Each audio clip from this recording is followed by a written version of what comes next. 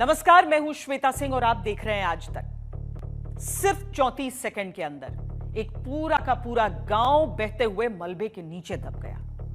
हादसे की इससे भयानक तस्वीरें कम ही देखने के लिए मिली हैं। आज हम श्वेत पत्र में इस हादसे के हर पहलू के बारे में आपको बताएंगे।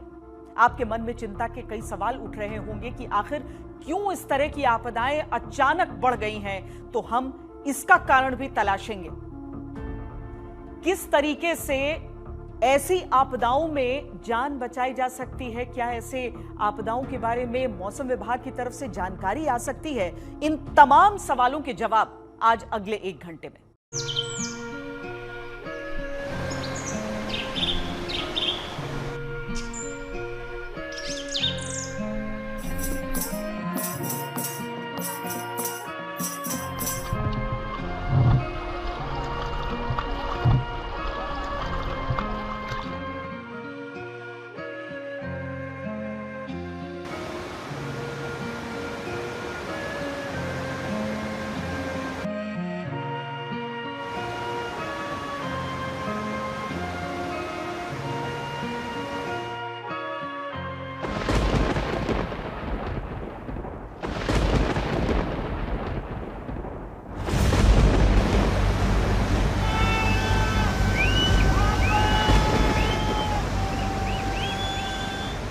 जिंदगी और मौत का फासला सिर्फ 34 सेकंड।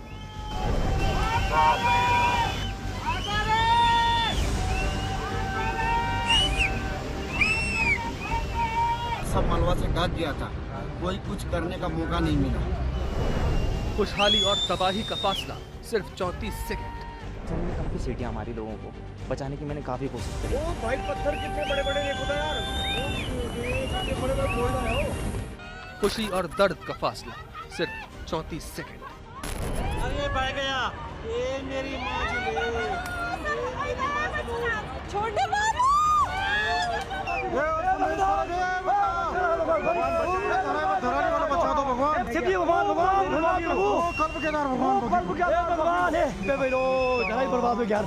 इन 34 सेकंडों ने उत्तरकाशी का स्वरूप बदल दिया। जमीन की बनावट बदल दी, पहाड़ों की सूरत बदल दी, लोगों की जिंदगी बदल दी। कई लोगों की मौत की पुष्टि हो चुकी है। 60 से ज्यादा लोग लापता हैं। हजारों टन पहाड़ बहते हुए आया और धराली और हर्षिल में भयंकर तबाही मचा दी।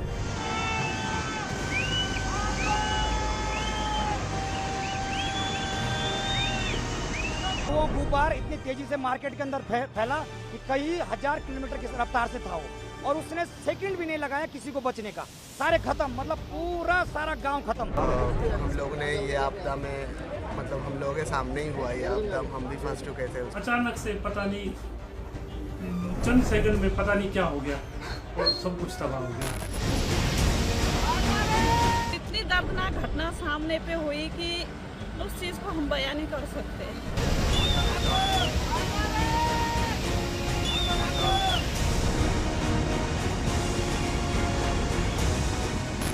पहाड़ों पर प्राकृतिक आपदाएं कोई नई बात नहीं है। इन दोनों का आपस में पुराना नाता है। टिहरी हो, केदारनाथ हो, जोशीमठ हो, शिमला हो या फिर उत्तरकाशी, प्रकृति ने इन सभी जगहों पर अपना रौद्र रूप दिखाया है। लेकिन हर बार की तरह इस बार भी कुछ सवाल बाकी रह गए हैं जिनको जवाबों की तलाश है। उत्तरकाशी में इस तबाही का कारण क्या है? क्या बादलों के फटने से यह बर्बादी हुई? क्या एक साथ कई बादल फट गए? क्या ग्लेशियर टूटकर गिरे जिससे यह हादसा हुआ? क्या ग्लेशियरों पर मौजूद झीलें बह गई? पहाड़ टूटकर क्यों बहे जा रहे हैं? मड फ्लो क्या होता है और इससे कितनी तबाही होती है? आज श्वेत पत्र में इन सभी सवालों के जवाब देंगे और साथ ही जानेंगे कि क्या इन हादसों को रोका जा सकता है या क्या इनका पूर्वानुमान लगा सकते हैं।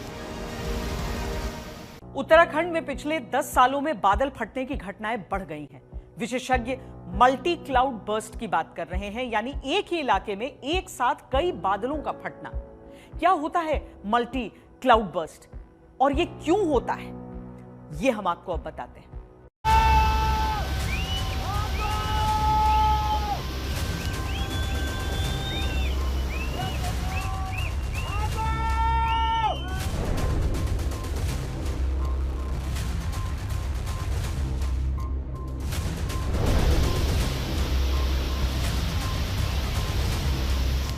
उत्तराखंड के धराली और हर्षिल की तस्वीर को देखकर देश परेशान है। एक ऐसी तबाही जिसने सबको निशब्द कर दिया है।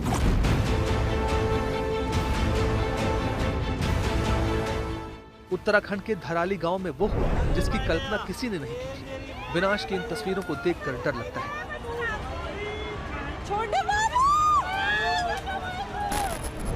सवाल यह है कि आखिर ऐसा क्यों हुआ? आखिर उत्तराखंड में पहाड़ों पर लगातार बादल क्यों फट रहे हैं?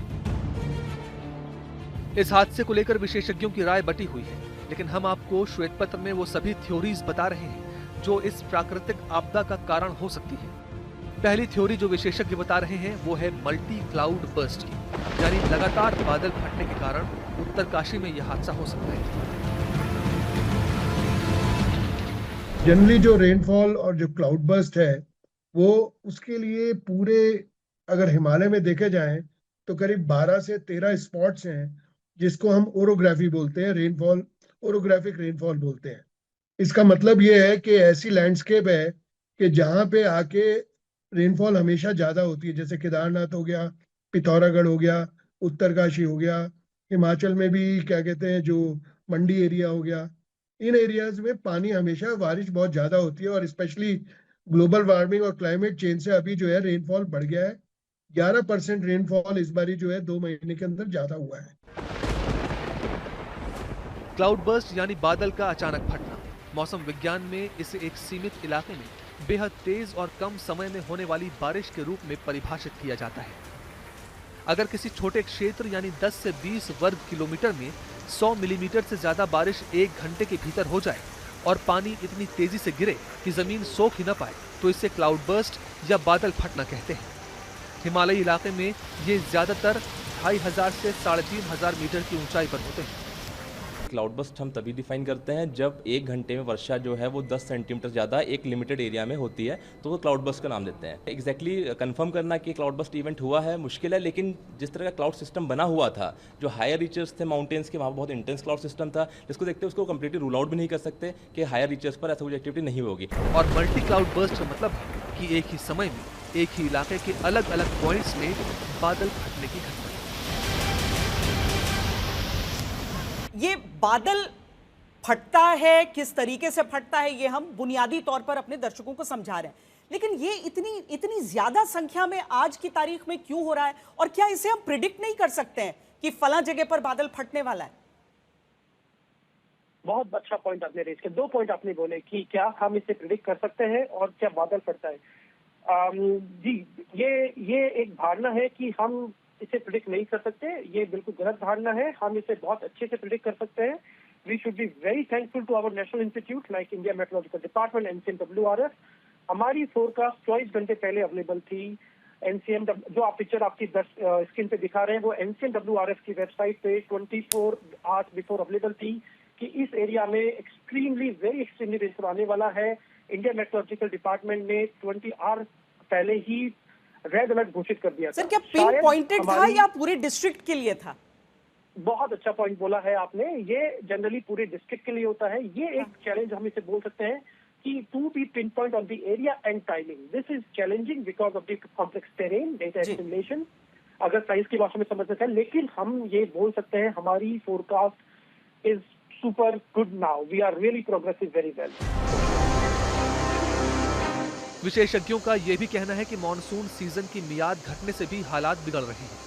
मौसम विज्ञान केंद्र देहरादून की एक रिसर्च के मुताबिक मॉनसून में बारिश तो लगभग समान ही रिकॉर्ड हो रही है, लेकिन रेनी डे की संख्या में कमी आई है। किसी स्थान पर एक दिन में 2.5 मिलीमीटर या उससे अधिक बारिश दर्ज होने को रेनी डे कहा जाता है।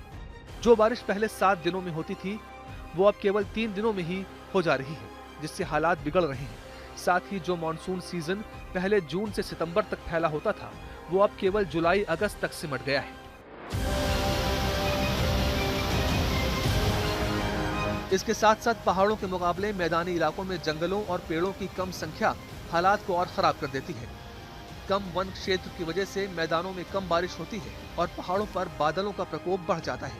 विशेषज्ञ भी यही मानते हैं कि उत्तराखंड में बादलों का मिजाज बदल चुका है, जिसकी वजह से लैंडस्लाइड और बादल फटने की घटनाएं बढ़ी हैं।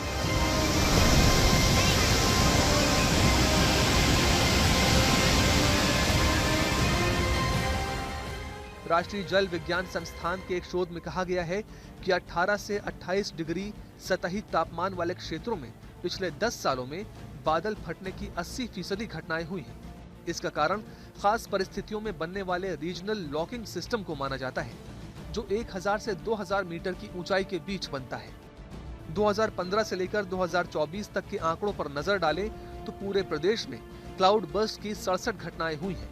बादल फटने की घटनाएं 13 जिलों में से पौड़ी में सबसे ज्यादा हुई। उत्तरकाशी में 2015 से लेकर 2024 तक तकरीबन 1525 घटनाएं हुई, जिसमें लैंडस्लाइड से लेकर बाढ़, एवलांच, ओलावृष्टि से लेकर क्लाउड बर्स्ट तक शामिल है। जब सडन रेनफॉल होता है तो उसको हम क्लाउड बर्स्ट बोलते हैं, जो कि अगर मान लीजिए 115 मिलीमीटर से ऊपर 2 से 3 घंटे के अंदर बारिश हो जाए या पूरे दिन के अंदर 200 मिलीमीटर के करीब बारिश हो जाए तो या उसके आसपास बारिश हो जाए तो उसको हम क्लाउड बर्स्ट मानते हैं। तो ऐसे क्लाउड बर्स्ट की संभावनाएं बढ़ गई हैं क्लाइमेट चेंज से, और उससे जो स्पेशली जो अर्बन एरियाज हैं वहां पे इफेक्ट्स ज्यादा हो रहे हैं। अर्बन एरियाज की जब मैं बात करता हूं तो ये अर्बन एरियाज काफी उन ओरोग्राफिक रेनफॉल एरियाज में हैं, और उसके ऊपर हमको पूरी एक डिजास्टर मैनेजमेंट प्लान बनानी पड़ेगी। जानकार भी कहते हैं कि उत्तराखंड में लगातार बादल फटने की वजह है यहाँ की नाजुक हिमालय की बनावट, तेजी से बदलता मौसम और बढ़ता तापमान। अंधाधुंध कटाई, सड़कों का चौड़ीकरण और नदी किनारे निर्माण ने पानी सोखने की प्राकृतिक क्षमता को खत्म कर दिया है, और इसका परिणाम आज ये है कि पहाड़ अब बारिश का बोझ झेल नहीं पा रहे हैं। मल्टी क्लाउड बर्स्ट इस खतरे को कई गुना बढ़ा रहा है। उत्तराखंड का जो उत्तरकाशी जिला है, वहां से 2 नदियां निकलती हैं, प्राणदायिनी गंगा और यमुना नदी। यानी गंगोत्री ग्लेशियर और यमुनोत्री ग्लेशियर दोनों जो हैं वो इसी उत्तरकाशी में स्थित हैं। यह आपदा क्यों आई, इसके पीछे कई थ्योरीज, जैसा कि हमने आपको बताया। एक क्लाउड बर्स्ट की बात, दूसरी थ्योरी ग्लेशियरों से जुड़ी है।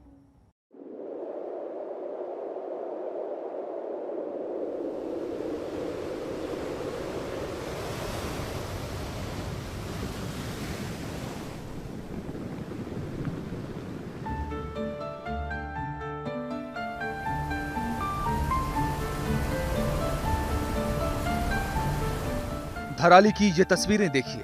हादसे से पहले की खुशनुमा वादियां, नदी का किनारा, किनारे पर बने घर, लेकिन ऐसा क्या हुआ कि पूरा का पूरा गांव तबाह हो गया।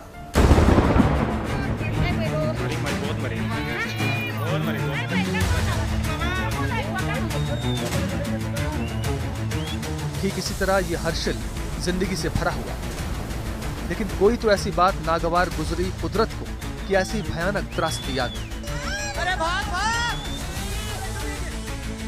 उत्तरकाशी जिले के धराली में मंगलवार को आई भयानक आपदा ने लगभग 50 घरों और व्यावसायिक इमारतों को दफन कर दिया या बहा दिया। इस हादसे के पीछे क्या कारण था, ये अभी साफ तौर पर कहा नहीं जा रहा है। फिर भी 3 संभावित कारण सामने आए हैं, जिनका जिक्र वैज्ञानिक कर रहे हैं। पहाड़ों में, चाहे वो हिमालयाज में हो, चाहे एल्प्स में हो, चाहे कहीं भी हो दुनिया में, तो एक वजह से डिजास्टर नहीं होता है। डिज़ास्टर्स होते हैं या बहुत ज़्यादा बारिश हो, एक साथ हो, और जब 10-12 दिन तक अगर थोड़ी थोड़ी भी बारिश होती चली जाती है तो वो जो सॉइल होती है उसमें वो पानी और उसका मॉइस्चर जमा होता चला जाता है, तो वो लूजन होती चली जाती है। तो जैसे जैसे लूजन होती चली जाती है तो उसका optimal mass of staying together वहीं पर वो ख़त्म होता चला जाता है। तो हुआ ये, अभी 2-3 इसमें लोग कारण बता रहे हैं। अभी हम लोग के जो साइंटिस्ट हैं, IMD के साइंटिस्ट हैं, वाडिया इंस्टीट्यूट के साइंटिस्ट हैं, और भी कई एजेंसीज गवर्नमेंट ऑफ इंडिया की हैं, और प्राइवेट एजेंसीज में भी जितने लोग हैं उन लोग से भी हम लोग बात करते हैं। It takes a bit of time, थोड़े से टाइम के बाद पता चलेगा एग्जैक्टली क्या हुआ। पहला, बादलों का फटना। दूसरा, ग्लेशियर के टुकड़े टूट कर आना। तीसरा, ग्लेशियल झीलों का टूटना। हमने आपको बताया कैसे मल्टी क्लाउड बर्स्ट तबाही का एक कारण हो सकता है। कुछ विशेषज्ञ इस त्रासदी के कुछ दूसरे कारण भी मान रहे हैं।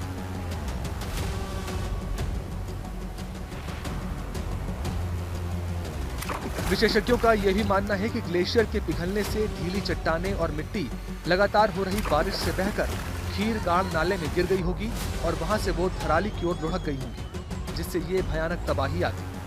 ये भी मुमकिन हो सकता है कि इन ढीली चट्टानों के कारण बारिश का काफी पानी एक तालाब की शक्ल में ऊपर जमा हो गया होगा। पानी बढ़ने पर वो भारी फोर्स के साथ नीचे आ गया। अभी जो सेंस है वो ये है कि बारिश थी, बहुत दिन तक होती रही कंटिन्यूअसली। दूसरी चीज़ जो आ रही है, एक न्यूज़, कुछ सैटेलाइट इमेजरी हमको देखने को मिली है, कुछ लोगों ने पोस्ट भी किया है और ऑथेंटिकेटेड सैटेलाइट इमेजरी है। उसमें ये आया है कि जो एक ग्लेशियर है 6700 मीटर पे धराली के ऊपर, वो उस ग्लेशियर का जो स्नाउट है, यानी कि जो उसकी नोज़ है, जो मेन एरिया जो मेल्ट हो रहा है, हर ग्लेशियर का एरिया मेल्ट होता है, लेकिन उसको स्नाउट कहते हैं, जो एंड ऑफ द ग्लेशियर है, वो स्नाउट का पोर्शन गिर गया था around a few weeks ago, कुछ हफ्ते पहले वो गिर गया था टूट के। अब वो बड़ा स्नाउट था। आज पहाड़ों में अगर हम लोग टीवी वगैरह में देखें तो लगता है कि अरे ये तो छोटी सी चीज़ है। छोटी चीज़ नहीं है। अगर कोई स्नाउट गिरता है तो वो बहुत बड़े एरिया में गिरता है। तो वो गिर के वहाँ पे कंटेन हो गया, उसके साथ पूरी डेबरी होती है, सॉइल होती है, पानी होता है, सब कुछ होता है, स्लश टाइप होता है। तो वो वहाँ पर लैंडस्लाइड हो चुका था। अब वो लैंडस्लाइड कब नीचे आएगा आप नहीं कह सकते हैं। मान लीजिए अगर बारिश नहीं हो रही होती तो नहीं आता, वो वहीं पे सॉलिडिफाई हो जाता अगले 2-3 साल में, अगर वहाँ पे बारिश नहीं होती। लेकिन अगर बारिश कई दिन तक होती रहेगी 10 मिलीमीटर, तो वो सॉइल थोड़ा लूजन रहेगी। वहाँ से मास मूव हो रहा है विद सम लिक्विड। ये पानी कहाँ से आया? तो पानी या तो ग्लेशियर मेल्ट है जो कि वहाँ एक्यूमुलेट हो रहा था, या फिर जो है रेनफॉल है। दो ही बातें हैं। तो ग्लेशियर तो वहाँ इतना ज़्यादा नहीं है, पूरा मोरेनिक डेड मोरेन्स पड़े हुए नीचे, तो और वहाँ कोई लेक भी नहीं बनी हुई है। तो कहीं ना कहीं वो जो है एक पोर वाटर प्रेशर डेवलप हो रहा था, धीरे धीरे करके पानी उसके अंदर एकत्रित हो रहा था सेडिमेंट के अंदर। और एक टाइम ऐसा है जब वो पोर वाटर प्रेशर डेवलप हो गया तो वो जो है सेडिमेंट को अपने साथ लेकर नीचे बहाते हुए भागीरथी में लिया है। उसके साथ मड भी है, उसके साथ क्ले पार्टिकल भी है, सेडिमेंट जो फाइनर सेडिमेंट जो मोरेन के बीच में वो भी है, तो वो सब आके नीचे एकत्रित हुआ है उस पैन में। तो ये एक मेजर चीज मुझे लगती है। कुछ विशेषज्ञ इस त्रासदी के लिए एक ग्लेशियर झील के फटने को जिम्मेदार मानते हैं, यानी पहाड़ों पर बनने वाली ऐसी झीलें जो ग्लेशियरों के पिघलने से बनती हैं। विशेषज्ञों का मानना है कि उत्तरकाशी में लगभग 83 हिम नदी या झीलें मौजूद हैं, जिनमें से 13 को अत्यधिक संवेदनशील श्रेणी में रखा गया है। धराली और आसपास का जो भूगोल है, एक्चुअली क्या है, ये पूरा एक जमाने का पूरा ग्लेशियर आउटलेट है, जो कि यहाँ पे लगातार जो एवलांसेज आते रहे हैं। और अगर हम इसके अपर रीचेज में देखें तो वहाँ पे काफ़ी कुछ जो इसका अकोमोलेशन जोन है, आइस मास भी है, सेडिमेंट जो हमारा जो मोरेन्स हैं वो भी बहुत मात्रा में एकत्रित है। लेकिन जैसे ही वो डाउन स्ट्रीम में आता है तो वहाँ पे उसका ग्रेडियंट और स्लोप बहुत तेज़ी से बढ़ जाता है। जब ये स्लोप बढ़ जाता है तो वो जितना भी सेडिमेंट, अगर उसको थोड़ा सा भी फोर्स मिलेगा, एक्सेलरेटिंग फोर्स हम बोलते हैं उसको, मतलब एक्सटर्नल फोर्स अगर उसको मिलता है, जैसे पानी हो गया या ग्लेशियर हो गया या कोई भी फोर्स हो गया, वो उस सेडिमेंट को लेके सडनली जो है स्टीप स्लोप में नीचे बहते हुए आ जाता है। इसका दूसरा पहलू कहता है कि जिन पहाड़ियों से कीचड़ और गाद का तेज बहाव धराली की ओर आता हुआ दिखाई दे रहा है, वहां कोई भी हिम नदी या ग्लेशियल झील स्थित नहीं है। कुछ विशेषज्ञों ने एक कम गहरी सुपर ग्लेशियल झील यानी ग्लेशियर की सतह पर बनी झील की मौजूदगी की ओर इशारा किया है, लेकिन जानकारों की माने तो इस प्रकार की झील इतनी बड़ी आपदा का कारण नहीं बन सकती। हमने तस्वीरों में देखा किस तरह मलबा पूरी रफ्तार के साथ आया और धराली गांव को तबाह करके चला गया। इसको मड फ्लो कहते हैं। इस मड फ्लो में केवल गीली मिट्टी नहीं होती बल्कि बड़ी बड़ी चट्टानें भी होती हैं, जो सामने आने वाली हर चीज को तोड़ती हुई चली जाती है। कुदरत के कहर ने धराली और हर्षिल में ऐसा त्राहिमाम मचाया कि धराली तबाह हो गया और हर्षिल के आर्मी कैंप का नामो निशान तक मिट गया।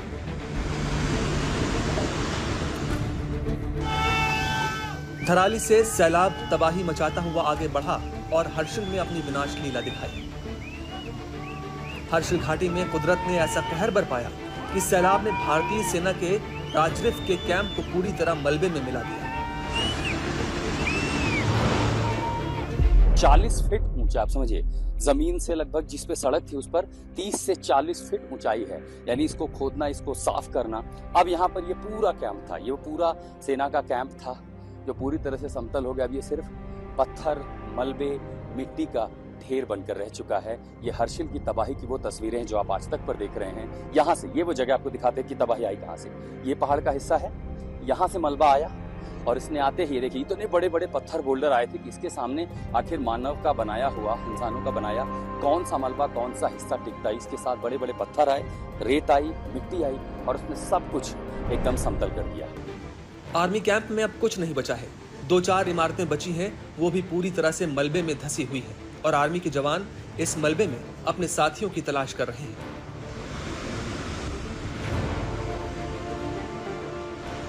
जब सैलाब आया उस वक्त आर्मी कैंप में 8 जवान और 1 जेसीओ मौजूद थे, जो सैलाब आने के बाद से लापता हैं।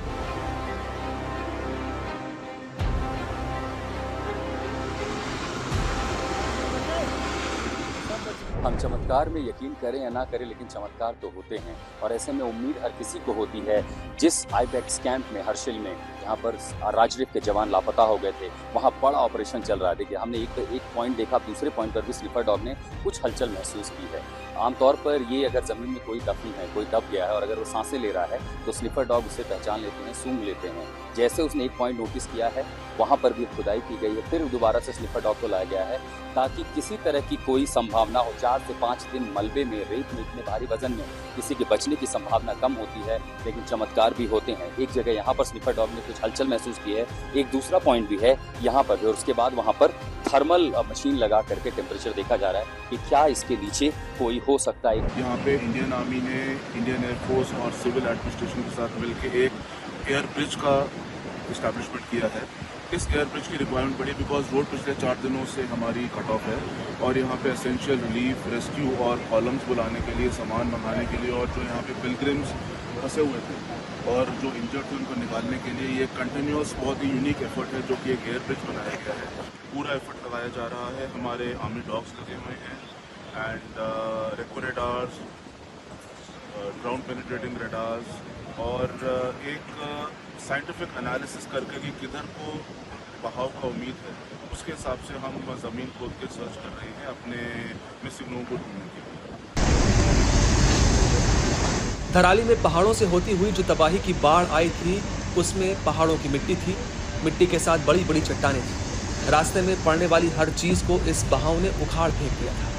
ये मड फ्लो या मड स्लाइड था। आर्मी को भी घुसो, हाँ, टूटने की आवाज आ रही है, वो टूट के बाहर आ गई आर्मी वालों का। पहाड़ी इलाकों में मलबा बहना एक आम खतरा है। भारी बारिश अक्सर खड़ी ढलानों पर अचानक बाढ़ का कारण बनती है। ये धाराएं अपने रास्ते में आने वाली हर चीज को अपने साथ ले लेती हैं। इनमें तरल पदार्थ से ज्यादा ठोस पदार्थ होते हैं। ये पहाड़ी ढलानों को चीरती हैं और समतल जमीन पर पहुंचकर बहते हुए पदार्थ को जमा कर देती हैं।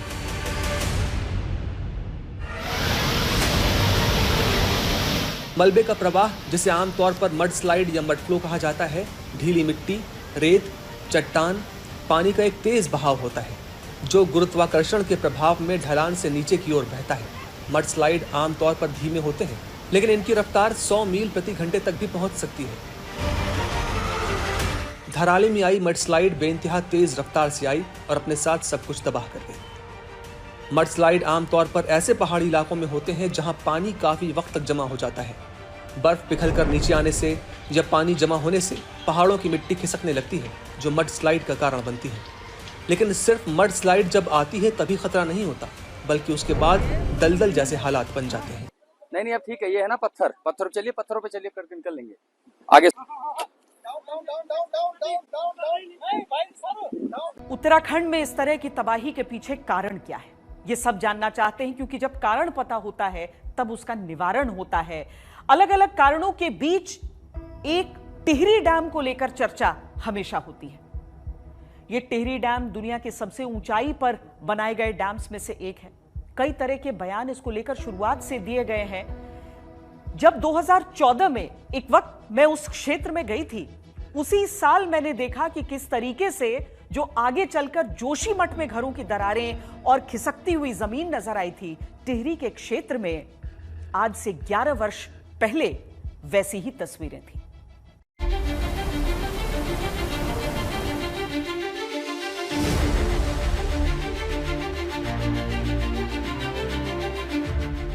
उत्तराखंड पहाड़ों की गोद में बसा एक ऐसा राज्य है जहां प्रकृति की खूबसूरती और प्रकृति की नाराजगी दोनों नजर आती है। यहाँ की नदियां, झरने, पहाड़ और बर्फ से ढकी चोटियां लोगों को अपनी ओर आकर्षित करती हैं, लेकिन ये कभी-कभी जानलेवा भी बन जाती है।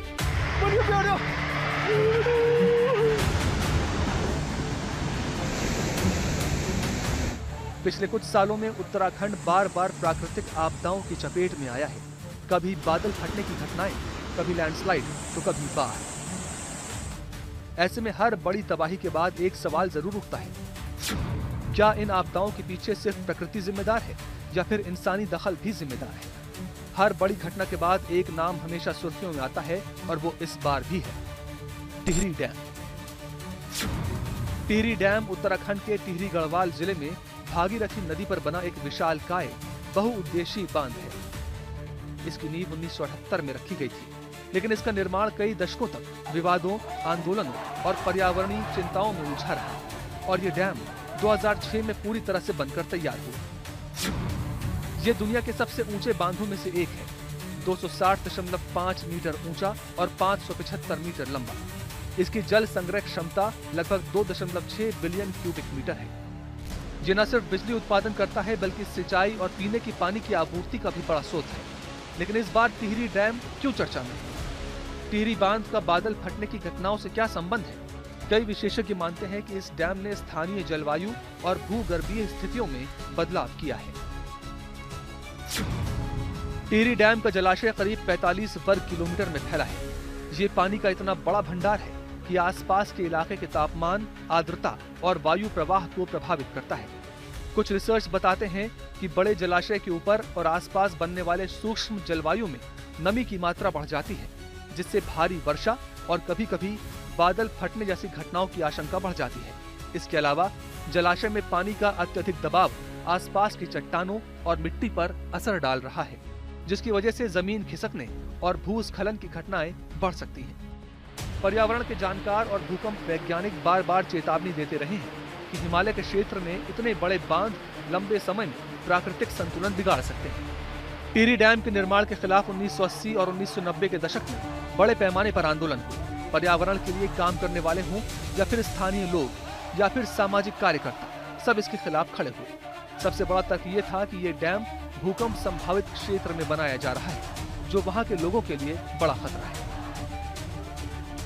ये एक खामोश सा कहर है जिसे यहाँ के लोग हर दिन दो चार होते हैं। उन्हें समझ नहीं आता कि वजह क्या है। प्रशासन की तरफ से खामोशी है, वो बताते नहीं हैं कि आखिर क्यों हो रहा है कि घर में इतनी मोटी मोटी दरारें पड़ रही हैं। लेकिन लगता है कि जो सबके लिए जीवनदायिनी है उनका ही दिया हुआ खतरा हो, क्योंकि लोग यहाँ पर मानते हैं कि जो बांध है, जो झील है, उसकी वजह से जमीन नीचे ही नीचे खिसक रही है, दरक रही है।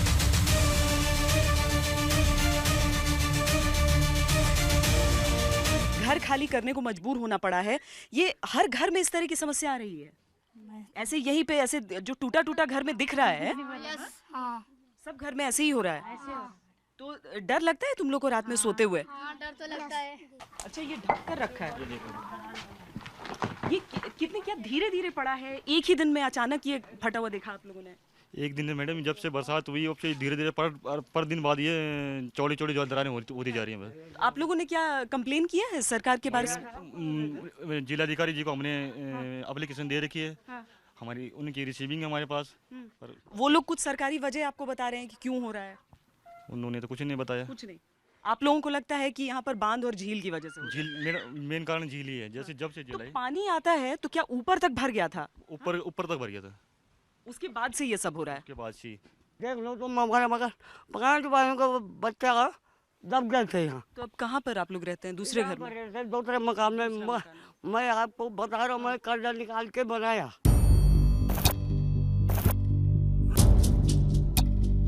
मानव अतिक्रमण की दूसरी मिसाल जोशीमठ में देखने को मिली, जब पूरे के पूरे जोशीमठ में बसे लोगों के घरों में दरारें आने लगी थी। उत्तराखंड जैसे राज्य में जब हम डेवलपमेंट को देखते हैं तो क्या चैलेंजेस सामने रहते हैं? चैलेंजेस तो यानी एरिया का है, स्पेशल एरिया है, तो टोपोग्राफिकल इश्यूज तो हैं ही, और जगह सीमित है और लोगों को उतनी ही जगह में और जैसी परिस्थिति है उसी में निर्वाह करना है, और बेटर लाइफस्टाइल की सभी की इच्छा होती है और हक भी है। तो उसके लिए जो कुछ भी डेवलपमेंट करना चाहिए वो होना चाहिए, और संभव भी है करना, लेकिन अगर शॉर्टकट लेने लगे इसमें तब दिक्कत है। जोशीमठ के दरार वाले घरों, धंसती सड़कों और खिसकती पहाड़ियों की तस्वीरें देखने के बाद विशेषज्ञों ने चेताया था कि ये सब हिमालय के भूगोल के साथ छेड़छाड़ का नतीजा है। मौसम वैज्ञानिक इस बात को मानते हैं कि बड़े जलाशय आसपास के वायुमंडल में नमी का स्तर बढ़ा देते हैं, जिससे अनियमित और भारी वर्षा की संभावना रहती है। टिहरी डैम उत्तराखंड की ऊर्जा और पानी की जरूरतों को पूरा करने में अहम भूमिका निभाता है, लेकिन इसके साथ साथ ये एक पर्यावरणीय जोखिम भी है। बादल फटने की घटनाओं का सीधा कारण टिहरी डैम है, ये कहना भी ठीक नहीं, लेकिन ये न मानना भी गलत होगा कि इसका कोई असर नहीं। एक बड़ा सवाल यह है कि उत्तराखंड में बादल फटने पर पहाड़ ढह क्यों जाते हैं? क्या पहाड़ इतने कमजोर हैं कि वो बारिश को बर्दाश्त नहीं कर पा रहे, या बारिश की रफ्तार और बारिश की जो ताकत है वो इस हिसाब से बढ़ गई है कि एक साथ बहुत सारी बारिश हो जाती है?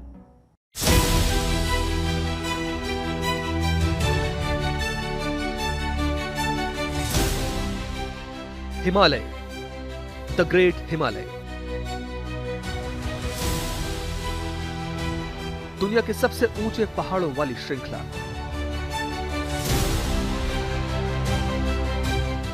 सीना ताने बादलों के ऊपर से निकलता हुआ माउंट एवरेस्ट वाला हिमालय। लेकिन क्या यह हिमालय बाहर से जितना ताकतवर दिखता है उतना ही अंदर से कमजोर है? जवाब है हां।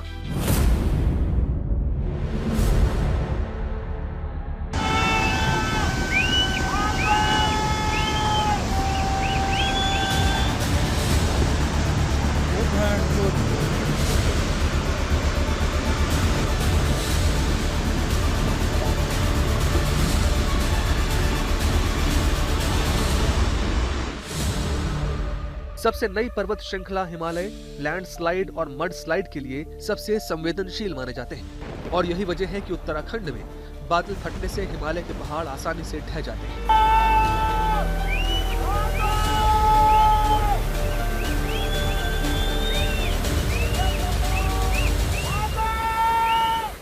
दरअसल उत्तराखंड में बादल फटने या तेज बारिश होने पर लैंडस्लाइड की दो बड़ी वजह है। हिमालय के पहाड़ नए और कमजोर हैं। हिमालय दुनिया की सबसे नई पर्वत श्रृंखला मानी जाती है। 40 से 50 मिलियन साल पहले भारतीय और यूरेशियन टेक्टोनिक प्लेट्स के टकराने से हिमालय पहाड़ अस्तित्व में आए। हिमालय के पहाड़ों की चट्टानें भुरभुरी और कमजोर मिट्टी की बनी है। बादल फटने पर इन पहाड़ों से मिट्टी पर हाइड्रोस्टैटिक दबाव यानी पानी का प्रेशर बढ़ता है। मिट्टी होने के चलते इसकी जमीन पर पकड़ नहीं बनती और भारी मात्रा में मिट्टी मलबे के रूप में पानी के साथ निचले इलाकों में पहुंच जाती है। भारतीय प्लेट्स अभी भी यूरेशियन प्लेट्स से टकरा रही हैं। हिमालय के पहाड़ हर साल 4 से 5 मिलीमीटर ऊंचे हो रहे हैं। इस टक्कर से भारतीय प्लेटों के टूटे मुड़े हुए हिस्से ही main central zone, main border zone, front zone और हिमालय की नींव बने। ये चट्टानें ढीली मिट्टी की बनी है जो कमजोर है। इसी तरह दक्षिणी तराई में नदियों के अवसाद जमा करने से मैदानी इलाकों के ऊपर ही शिवालिक, छोटा हिमालय और उच्च हिमालय है। ये भी सख्त चट्टानें नहीं है। इसके मुकाबले बेसाल्ट, ग्रेनाइट की चट्टानों से बने दक्षिण के पठार अपनी जगह स्थिर हैं और हिमालय से करीब 2 करोड़ साल पुराने हैं। हिमालय की तरह दक्कन की प्लेटें आपस में टकराती नहीं है, इसलिए यहाँ लैंडस्लाइड की घटनाएं कम होती हैं। दूसरा कारण है जंगलों की कटाई के चलते पहाड़ों का कमजोर होना। जो क्लाइमेट चेंज, जो हिमालयाज की मतलब दे आर जाइगेंटिक, इतनी बड़ी प्रॉब्लम है वो। It's a beautiful thing. इसकी वजह से पानी मिलता है हमको। अगर यमुनोत्री, गंगोत्री मेल्ट ना हो रहे थे ग्लेशियर, हमको पानी कहाँ से मिलता? तो ये साल से मेल्ट हो रहे हैं, तो मेल्ट होना बुरी बात नहीं है। पेड़ों की जड़ें मिट्टी को बांधे रखने का काम करती हैं। हिमालय के पहाड़ी इलाकों में पेड़ों की कटाई के चलते मिट्टी की चट्टानें ढीली पड़ गई हैं। ऐसे में तेज पानी का फ्लो आसानी से इस मिट्टी को बहा ले जाता है। इसके अलावा उत्तराखंड के इलाकों में बांध बनाने के चलते नदियों का रास्ता संकरा हो गया है। ऐसे में बादल फटने पर तेजी से पानी बढ़ता है और नदियों के किनारे छोड़कर बाकी इलाके की मिट्टी और मलबे को भी साथ बहा ले जाता है। अब जरा देखिए उत्तराखंड में 1970 से 2025 के बीच लैंडस्लाइड, मड स्लाइड या बादल फटने की कितनी घटनाएं हुई हैं। 12 जुलाई 1970 बेलकुची, अलकनंदा नदी में अचानक बाढ़ और भूस्खलन से 55 लोगों की मौत। 18 अगस्त 1998 मालपा पिथौरागढ़ में भारी वर्षा से भीषण भूस्खलन, 200 से अधिक लोगों की मौत, पूरा गांव बह गया। 16-17 जून 2013 केदारनाथ में भारी वर्षा हुई, चौराबाड़ी ग्लेशियर पिघल गया, ग्लेशियल झील फटने से 5000 से ज्यादा लोगों की मौत। 7 फरवरी 2021 चमोली बाढ़ से जोशीमठ, रैनी और हाइड्रो प्रोजेक्ट प्रभावित, 200 से अधिक मौतें। अगस्त 2023 गौरीकुंड में केदारनाथ बेस कैंप पर भूस्खलन से 10 से ज्यादा लोगों की मौत, कई लापता। 1 अगस्त 2024 घनसाली टिहरी में बादल फटने से 2 लोगों की मौत, 1 घायल। 30 मई 2025 रुद्रप्रयाग NH केदारनाथ में भूस्खलन से 1 की मौत, 5 घायल। 18 जून 2025 रुद्रप्रयाग में ट्रैक मार्ग पर भूस्खलन से 2 मौतें, 3 घायल। 29 जून 2025 सिलाई बैंड उत्तरकाशी में बादल फटने से भूस्खलन, 2 मजदूरों की मौत, 7 लापता। ये सच है कि आपदाएं कुछ प्राकृतिक हैं, लेकिन ये भी उतना ही सच है कि ये इंसानों की पैदा की हुई भी है। नदियों किनारे निर्माण, विकास के नाम पर सड़कें, सुरंगें बनाना प्रकृति को अपने रौद्र रूप में आना ही था। ये तो आईरा लगा है। पृथ्वी की बिगड़ती तबीयत पर श्वेत पत्र में इतना ही। देश और दुनिया की बाकी खबरों के लिए आप देखते रहिए आज तक।